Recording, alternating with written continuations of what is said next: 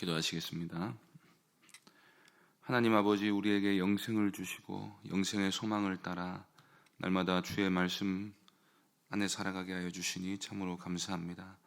오늘도 우리가 살아갈 때에 하나님 사랑과 은혜와 진리 안에서 살기를 원하오니 이 시간 새 힘을 부어 주셔서 오늘도 우리로 하여금 거룩한 길을 따라갈 수 있도록 은혜 베풀어 주옵소서.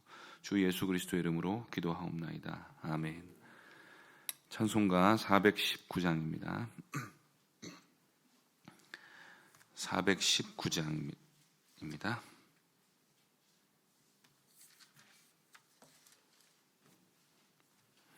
찬송가 419장 함께 찬송하겠습니다. 주 날개 밑 내가 편안히 쉬네. 밤 깊고 비바람 불어쳐도 아버지께서 날 지켜주시니 거기서 편안히 쉬리로다. 주 날개 밑 평안하다. 그 사랑 끊을 잔위뇨. 주 날개 밑 내 쉬는 영혼 영원히 거기서 살리. 주 날개 밑 나의 피난처 되니 거기서 쉬기를 원하노라. 세상이 나를 위로치 못하나 거기서 평화를 누리리라. 주 날개 밑 평안하다. 그 사랑 끊을 잔위뇨. 주 날개 밑 내 쉬는 영혼 영원히 거기서 살리. 주 날개 밑 참된 기쁨이 있네. 고달픈 세상 길 가는 동안 나 거기 숨어 돌보심을 받고 영원한 안식을 누리리라. 주 날개 밑 평안하다. 그 사랑 끊을 잔위뇨. 주 날개 밑 내 쉬는 영혼 영원히 거기서 살리.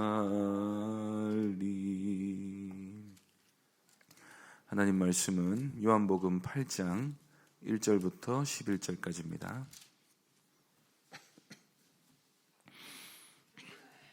요한복음 8장 1절부터 11절까지 말씀입니다. 찾으셨으면 한 절씩 교독하겠습니다. 예수는 감람산으로 가시니라.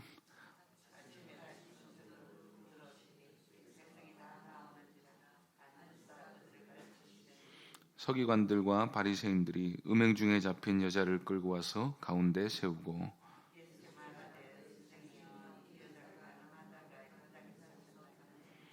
모세는 율법에 이러한 여자를 돌로 치라 명하였거니와 선생은 어떻게 말하겠나이까.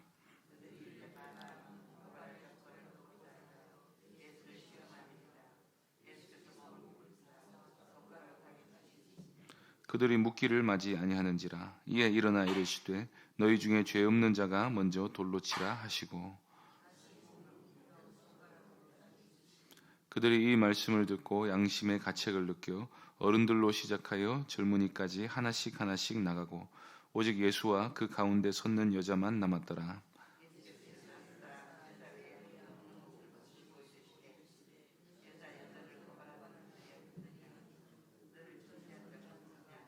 함께 읽겠습니다. 대답하되 주여 없나이다. 예수께서 이르시되 나도 너를 정죄하지 아니하노니 가서 다시는 죄를 범하지 말라 하시니라. 아멘. 사탄은 마귀를 뜻하는 히브리어로서 대적하는 자 혹은 고소고발자를 뜻합니다. 이 이름의 뜻에 마귀가 하는 일의 본질이 들어 있습니다. 마귀는 반대하고 대적하고 고소하는 일을 합니다. 욥기를 보면 사탄이 하나님께 욥을 고소하는 것을 볼 수가 있습니다. 물론 마귀가 보아도 욥이 흠이 없었기 때문에 억측으로 고소를 하고 있는 것을 볼 수가 있습니다. 어떻게든 꼬투리를 잡아서 사람을 시험에 들게 하고 정죄하고 속이고 죽이려 하는 것이 마귀가 하는 일의 본질인 것입니다. 그래서 우리는 누군가를 비난하고 정죄하고 대적하고 흠을 잡아서 그 사람을 어떻게든 죽이고 넘어뜨리려 하는 일을 본다면 그 일이 마귀적이라는 사실을 볼 수 있어야 합니다. 이것은 사람이 유혹에 넘어가는 것보다 훨씬 더 심각한 문제입니다. 우리는 다른 사람들을 정죄하는 사람들의 이면에 마귀적인 요소가 있다는 사실을 오늘 본문을 보면서 볼 수가 있습니다. 7장에서 예수님은 초막절에 예루살렘으로 올라가 복음을 전파하셨습니다. 8장에 와서 우리는 예수님이 여전히 예루살렘에 계신 것을 볼 수가 있습니다. 저녁이 되어 모든 사람이 집으로 돌아갔을 때 예수님은 감람산으로 가셨습니다. 모든 사람이 돌아갈 집이 있는데 예수님은 돌아갈 집이 없으셨습니다. 그런데 예수님은 아침이 되어 본래 자신의 집으로 돌아오시는 것을 볼 수가 있습니다. 예수님이 12세가 되셨을 때 예수님은 성전을 가리켜서 내 아버지의 집이다 라고 말씀하셨습니다. 요셉과 마리아가 잃어버린 예수님을 성전에서 찾자 예수님이 내가 내 아버지의 집에 있어야 할 줄을 어찌 알지 못하셨습니까? 라고 말씀하셨던 것입니다. 그래서 성전은 곧 예수님의 집이었습니다. 성전은 본래 예수님의 왕궁이었습니다. 그래서 우리는 1절과 2절에서 감람산으로 가신 예수님의 모습과 아침이 되어 성전으로 돌아오신 예수님의 모습에서 예수님의 거룩하신 신성과 동시에 자신을 한없이 비우신 모습을 이때도 볼 수가 있는 것입니다. 성전에서 예수님은 백성들을 가르치는 일을 하셨는데 수많은 사람들이 예수님의 가르침을 듣기 위해 성전에 모였습니다. 그런데 강론이 한창 진행 중이던 바로 그때 바리새인들이 와서 한 여자를 예수님 앞에 세웠습니다. 3절을 보시겠습니다. 서기관들과 바리새인들이 음행 중에 잡힌 여자를 끌고 와서 가운데 세우고 여기서 우리는 이 바리새인들이 아주 무례하고 교활하게 행동하고 있음을 볼 수 있습니다. 이들은 예수님께 즉결 심판을 내려주기를 요구했습니다. 물론 예수님이 재판관은 아니었기 때문에 선생으로서 이런 경우에는 어떻게 판단하는 게 옳겠습니까? 라고 질문하러 온 것입니다. 그런데 그런 질문을 하려면 강론이 끝난 뒤나 여자를 붙들어 와서 예수님 앞 끝난 뒤에 얘기하거나 아니면 여자를 붙들어 와서 예수님 앞에 세우지 않고도 얼마든지 할 수 있는 질문이었습니다.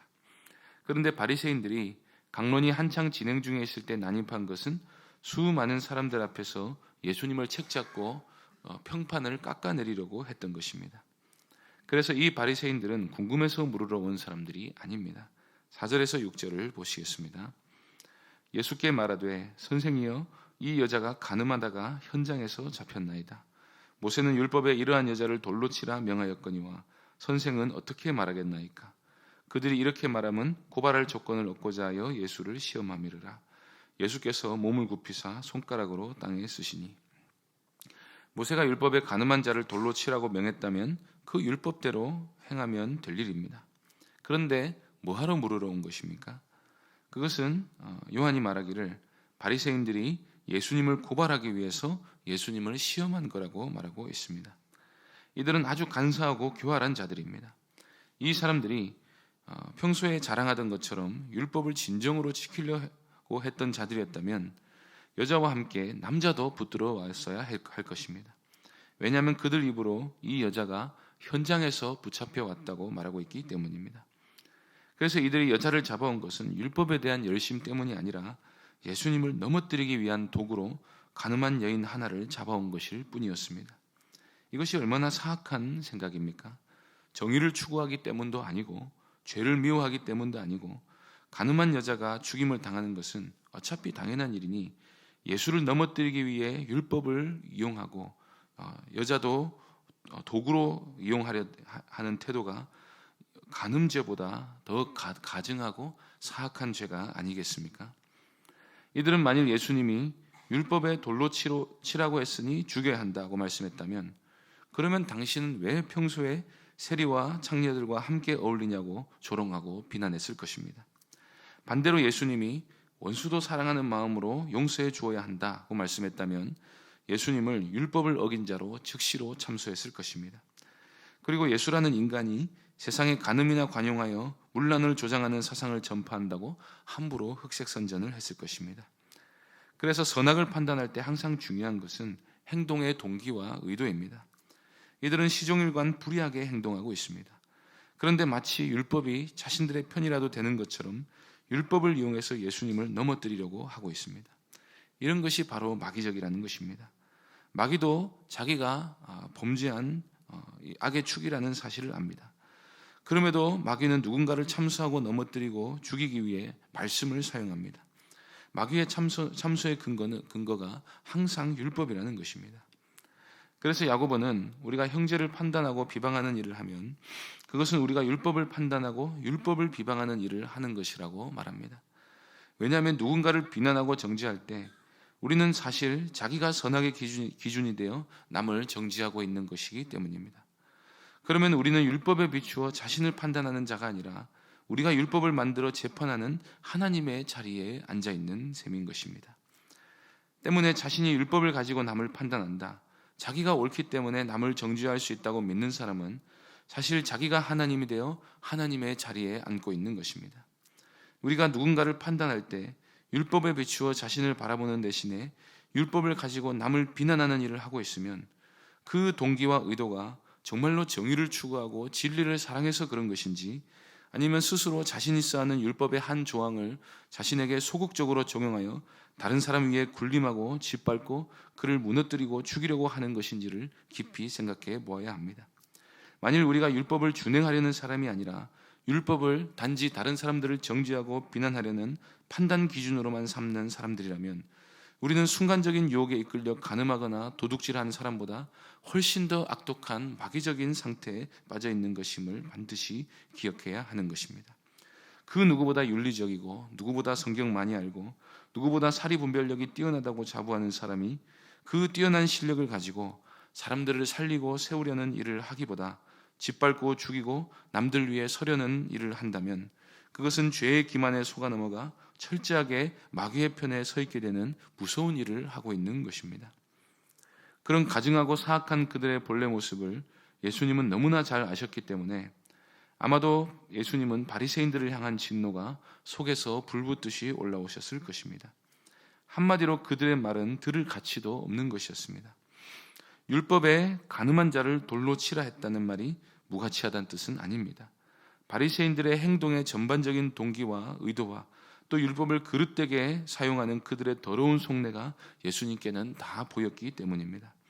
그래서 예수님은 땅에다가 손가락으로 글을 쓰십니다. 이때 무슨 글을 쓰셨는지에 대해 온갖 그럴듯한 추측이 다 나왔지만 저는 칼빈 선생님의 해석이 옳은 것 같습니다. 예수님이 무엇을 쓰셨는지를 알아내는 것은 불가능합니다. 그래서 칼빈 선생님은 예수님이 바리새인들의 말을 무시하는 제스처를 취하신 것으로 생각합니다. 왜냐하면 그들의 말은 도무지 들어줄 수 없는 말이었기 때문입니다. 그러나 바리새인들은 예수님의 침묵을 당황한 것으로 생각을 했습니다. 그래서 추궁하듯이 예수님께 재차 묻자 예수님이 그들의 교활한 입을 한마디로 잠재우십니다. 7절 말씀을 보시겠습니다. 그들이 묻기를 마지 아니하는지라 이에 일어나 이르시되 너희 중에 죄 없는 자가 먼저 돌로 치라 하시고, 여기서 우리는 전지전능하신 하나님이신 예수님께서 말 몇 마디로 예수님을 말 몇 마디로 넘어뜨리는 것을 불가능하다는 것을 보게 됩니다. 예수님은 이 여자가 죄를 짓지 않았다거나 죄가 있어도 돌로 치면 안 된다거나 그냥 돌로 쳐 죽여서 문제를 간단히 해결하거나 너희가 무슨 악한 의도로 이런 질문을 내게 하느냐고 묻지 않으셨습니다. 대신에 예수님은 그들 자신의 악한 양심을 들여다보게 하십니다. 너희 중에 죄 없는 자가 있다면 그 사람 먼저 돌로 치라고 하신 것입니다. 죄가 없는 자가 있다면 돌로 쳐도 됩니다. 가늠한 여인은 사형 집행을 당해도 할 말이 없습니다. 그것은 율법에 의해 정당한 재판을 받는 것입니다. 그런데 놀라운 일이 일어났습니다. 예수님은 이 한마디 말씀을 하시고 다시 손가락으로 땅에다가 글을 쓰기 시작하셨습니다. 그러자 하나님이 각 사람 속에 심어둔 양심이 폭발적인 능력을 발휘하기 시작했습니다. 9절을 보시겠습니다. 그들이 이 말씀을 듣고 양심의 가책을 느껴 어른으로 시작하여 젊은이까지 하나씩 나가고 오직 예수와 그 가운데 섰는 여자만 남았더라. 이 사람들은 양심의 고발로 인해 아무도 가늠한 여자를 정죄하지 못하고 그만 자리를 뜨고 말았습니다. 양심은 우리에게 이렇게 말합니다. 만일 이 여자가 죽임을 당해 마땅하다면 너도 죽어야 하지 않겠느냐? 정의를 외치는 사람은 정의의 칼이 자신은 당연히 피해가는 줄 압니다. 그러나 정의는 하나님께로부터 나와서 모든 사람을 향해 겨누는 것입니다. 예수님은 이렇게 율법이 옳다는 것을, 그것도 율법이 바로 자기들이 쓰기 좋은 칼이 아니라 하나님의 법이라는 사실을 그들로 하여금 시인하게 만드신 것입니다. 여기까지 해서 여자는 죄가 없어서 정죄를 피해간 것은 아니었습니다. 사람들은 자신의 양심도 중요하지만 주변을 의식해서 자리를 떠 도망한 것이었습니다. 그러므로 가늠한 여자를 향한 율법의 정죄는 여전히 남아 있습니다. 그러면 이 문제를 예수님은 어떻게 해결해 나가십니까? 바리새인들의 시험을 예수님은 어떻게 해결해 나가십니까? 10절 11절을 보시겠습니다. 예수께서 일어나사 여자 외에 아무도 없는 것을 보시고 이르시되 여자여 너를 고발하던 그들이 어디 있느냐? 너를 정죄한 자가 없느냐? 대답하되 주여 없나이다. 예수께서 이르시되 나도 너를 정죄하지 아니하노니 가서 다시는 죄를 범하지 말라 하시니라. 가늠한 여인을 고발하던 자들은 마귀적인 생각을 가지고 참수하고 죽이기 위한 고발을 한 것이었습니다. 그런데 고소자들은 다 떠났고 이제 심판주와 죄인만이 남았습니다. 그런데 심판주가 놀라운 말씀을 하십니다. 나도 너를 정죄하지 않는다는 것입니다. 이것은 사람들이 양심의 가책을 느껴 정죄하지 못하고 떠난 것과는 전혀 다른 것입니다. 예수님이 가늠한 여자를 정죄하지 않으실 수 있는 이유는 예수 그리스도께서 그 여자의 죄를 지고 죽으실 것이기 때문입니다. 예수님의 용서는 말뿐인 호의가 아니라 율법의 공의를 예수님께서 우리 대신 지고 죽으심의 결과이고 우리는 그 은혜로 인해 다시 정죄함이 없는 놀라운 은혜에 들어감을 얻게 되는 것입니다. 그리고 이 은혜의 목적은 가서 다시는 죄를 범하지 말라 하시는 것입니다. 용서받은 죄인은 주님이 우리 때문에 십자가에 못 박히셨음을 깨닫고 다시는 범죄하지 말라는 주님의 말씀을 따라 살아가는 사람들인 것입니다. 요한은 요한복음 1장 17절에서 율법은 모세로 말미암아 주어진 것이요 은혜와 진리는 예수 그리스도로 말미암아 온 것이라고 말했습니다. 율법은 옳은 것이지만 죄와 사탄은 그 율법까지라도 이용해서 우리를 정죄하고 고소하고 죽이려고 했습니다. 심지어 마귀는 그의 종들을 이용해서 예수님까지도 시험하고 넘어뜨리려고 했습니다. 그러나 우리 주님은 사탄을 이기셨고 그 승리를 우리에게 또 돌려주십니다. 우리는 예수 그리스도로 말미암아 은혜와 진리 안에 거하는 삶을 살게 됩니다. 은혜가 우리를 지배하고 진리 안에서 우리가 살게 됩니다. 이 놀라운 복이 예수 그리스도 안에서 우리에게 주어진 복음임을 믿으시기 바랍니다. 가늠한 여인처럼 현장에서 붙잡혀 죽을 수밖에 없는 우리를 살리시기 위해 모든 고소자들을 물리치시고 자신의 살이 찢기시고 우리를 대신에 피 흘려 죽이심으로써 우리를 정죄하지 않으신 그 예수님의 사랑과 은혜를 늘 찬미하며 그 은혜를 기억하며 날마다 예수님 말씀 따라 살아가는 모든 귀한 성도님들 되시기를 바랍니다. 기도하겠습니다. 하나님 아버지, 마귀가 날마다 우리를 참수하고 세상의 자칭 의인들이 우리를 정죄하고 비난하고 고사할 때에도 주님은 우리 죄를 대신해 십자가를 지고 죽으심으로써 우리를 정죄하지 않으시고 우리를 그 죄 자체로부터 건져주시는 놀라운 구원의 은혜를 인하여 감사드립니다. 하나님 아버지, 우리가 예수께서 우리에게 행하신 모든 구원의 은혜를 찬미하면서 그 말씀, 예수님께서 우리에게 하신 말씀대로 다시는 죄를 범하지 않으려고 하는, 의를 따라 살아가려고 하는 믿음의 삶을 우리가 살아가게 하여 주시옵소서. 주 예수 그리스도의 이름으로 기도하옵나이다. 아멘. 하늘에 계신 우리 아버지여, 이름이 거룩히 여김을 받으시오며 나라에 임하옵시며 뜻이 하늘에서 이룬 것 같이 땅에서도 이루어지이다.